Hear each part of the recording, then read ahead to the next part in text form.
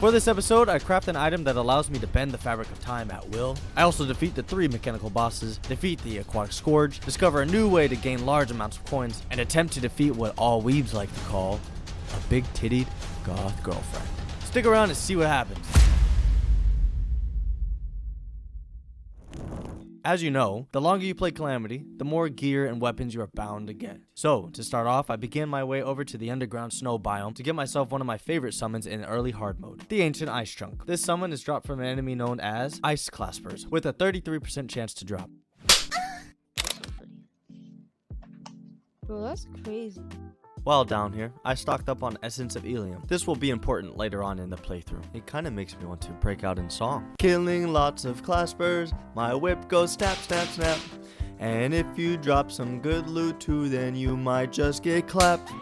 Thankfully, it didn't take too long to get that summon, which brings me to my next objective. In the Calamity Summoner Guide, it is telling me to get a full set of spider armor. But in order to do so, I'm going to need a total of 36 spider fangs, which are dropped by cave dwellers. Now that I have the armor crafted, this allowed me to summon a total of 5 ice claspers to fight for me. Now, I did make sure to give it the perfect reforge, even if it meant getting robbed in broad fucking daylight by a dumbass goblin.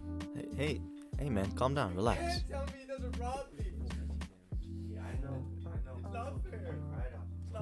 Now, since being in hard mode, sadly, the corruption is spreading faster than normal and is creeping towards the base. You know what I'm thinking?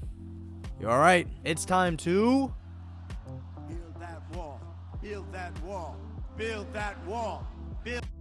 I'm going to take this time here and say, if you're enjoying this, make sure to subscribe, like, and comment for more. I'll make sure to respond to your comments and take in your feedback. Alright, let's get back to the video.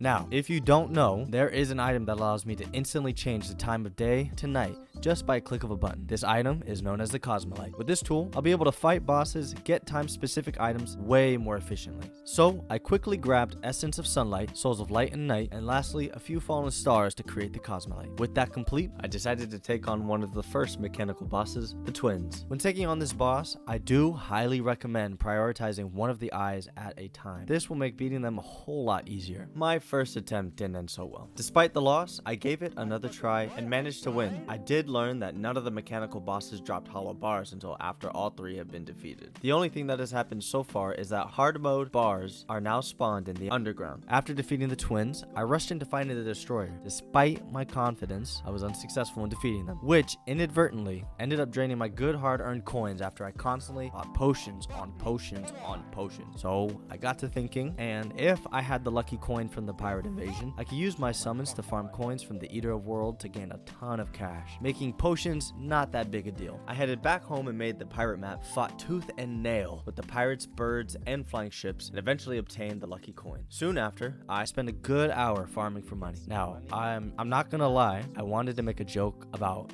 golden showers, but we're just gonna move on to the gameplay, alright? So I bought more potions and kept going at them. It not only took 1, but 2 deaths before I had to take a break with the Destroyer. Hey, it's me during the editing, and as a joke, but kind of seriously, I didn't realize how much of a short fuse I have.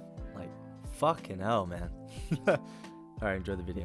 To clear my head, I went mining for new ores. And the more I think about it, this is kind of like a smoke break for me. With a few more tries, I defeated the Destroyer. Next was Skeletron Prime. Surprisingly, he was a lot easier than the other 2 bosses. With all 3 mechanical bosses defeated, my world now contained new hard mode ores. So I headed out and just mined for a while.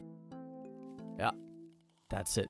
There wasn't much to it. With access to more materials such as hollowed bars and the 3 mechanical boss souls, I crafted my next set of gear. This being the Forbidden Armor set with a total of 26 armor points and granting 2 additional minion slots. With my leftover hollowed bars, I made a new whip called the Durandal, which when strikes an enemy grants a buff that lets you swing 25% faster. Yeah, I also crafted the Pickaxe Axe, Angel Treads, farmed for more cash, reforged my accessories until I was dirt broke, grabbed materials to make the summon for the Aquatic Scourge. By the way, it took forever to get some stupid sharks to spawn, mined a meteorite that crashed into a tree, and lastly, got ready to fight the Aquatic Scourge. There honestly wasn't a whole lot of prep for this fight, mainly because the boss really isn't that hard to defeat. And as expected, I whooped his ass. Now, before I continue, I want to ask for forgiveness. Now, it's time for me to take on the big-titted goth girl. I headed home, grabbed all of my buff potions, built a small makeshift arena, then summoned the boss.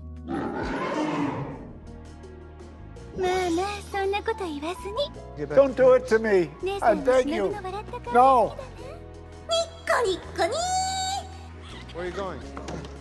In all honesty, after my loss, I'm not surprised at all that I died. I kind of half-assed the fight, and my gear is definitely not the best to fight her with either. Just after that, I realized I forgot to fight Deerclops. After an easy win, I reforged more of my accessories, dealt with a solar eclipse, which wasn't even hard at all, and to conclude, I upgraded my storage system to the hollowed version. With that, I want to come to a close. If you enjoyed this, don't forget to subscribe, like, and comment. I'll see you in the next one. Good night.